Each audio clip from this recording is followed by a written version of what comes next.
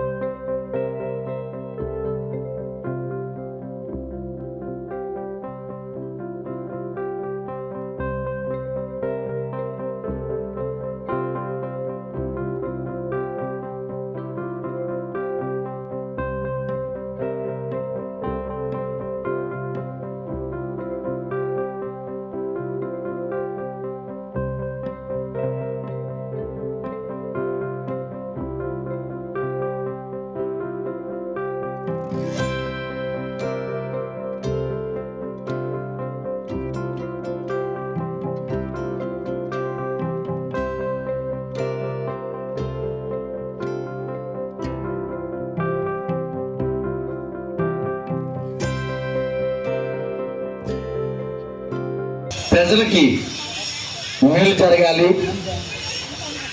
మరి వాళ్ళకి ఏం చేసినా తక్కువే అని ఇంకా ఆయన అహర్నిశలు రాత్రనక పగలనక ప్రజల గురించి ఆలోచిస్తూ, మరి అలాంటి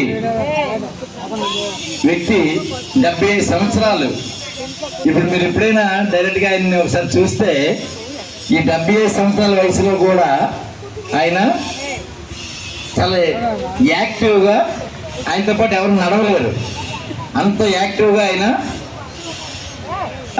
మన పాదయాత్రలో కానీ మీటింగ్లో కానీ చాలా యాక్టివ్గా కనిపిస్తారు.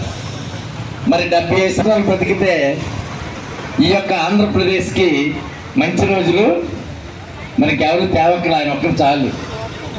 ఎందుకంటే ఈరోజు పార్టీ ఆవిర్భావం నుంచి మరి నందమూరి తారక రామారావు గారు, ఎన్టీఆర్ గారు పార్టీ పెట్టిన దగ్గర నుంచి మరి తెలుగుదేశంకి ఎప్పుడు తిరగలేదు.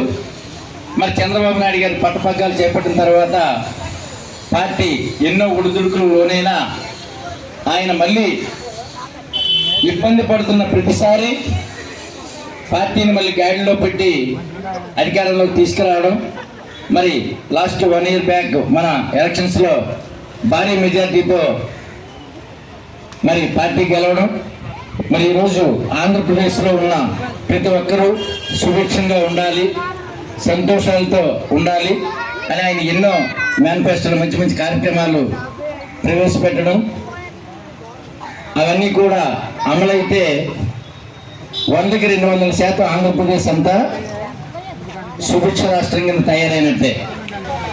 మన ఆరిలోవలో మన ఈ టీఐసీ కోట జంక్షన్లో మనం ఏ కార్యక్రమాన్ని గ్రాండ్గా చేస్తాము. మరి ఈరోజు ఆయన పుట్టినరోజుని అందరి సమక్షంలో ఈ నెహ్రూ నగర్ ఏరియాలో మన అందరి సమక్షంలో ఈ యొక్క పుట్టినరోజు జరుపుకోవడం మనకెంతో ఆనందదాయకం.